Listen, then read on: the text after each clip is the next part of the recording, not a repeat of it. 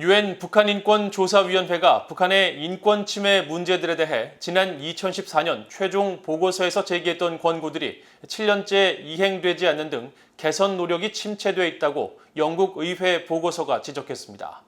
유엔 안보리의 이행을 압박하고 관련 기구를 만들어 논의를 재개해야 한다는 권고가 나왔습니다.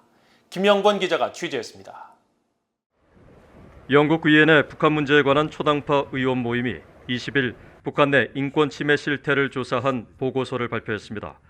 보고서는 특히 유엔 북한인권조사위원회 COI가 지난 2014년 북한의 인권 침해 잔혹 행위의 성격과 심각성을 조명하고 유엔과 국가들의 여러 권고를 했지만 북한 내 인권 상황은 개선되지 않았으며 일부 미미한 부분을 제외하면 권고안 자체가 이행되지 않고 있다고 지적했습니다.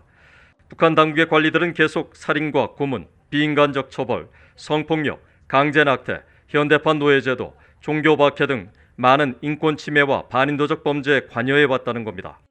호주 대법관 출신인 마이클 커비 전 유엔 북한인권조사위원회 위원장은 보고서 특별기구에서 유엔과 관련 기구들의 방관으로 인해 유엔 북한인권조사위 보고서가 공개한 인권 침해의 주요 특징이 지금도 똑같이 남아있다면서 유엔 회원국 대부분이 문제들을 외면했다고 비판했습니다.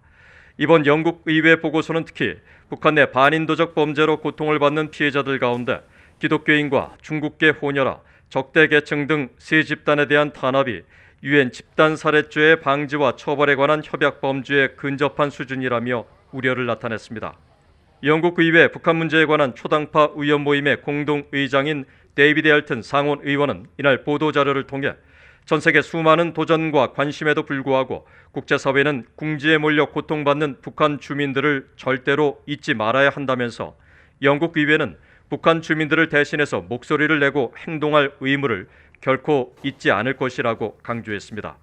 이번 보고서는 영국 정부가 최대한의 수단을 동원해 북한 주민들이 신앙의 자유 등 모든 인권을 보장받도록 적극 관여하고 관련 입장을 유지하는 미국 등 다른 국가들과 협력해 유엔 안보리에서 북한 인권 문제에 대한 새로운 관심을 촉구하고 회의 빈도를 높여야 한다고 권고했습니다.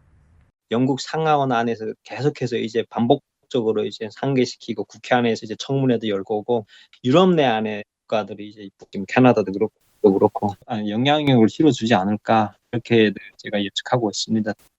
영국 의회 보고서는 또 영국 정부가 유엔의 권고안들을 다시 검토해서 북한 관련 인권 접촉 그룹을 설립하고 정기적 토론 보장 등의 지원을 해야 한다고 권고했습니다.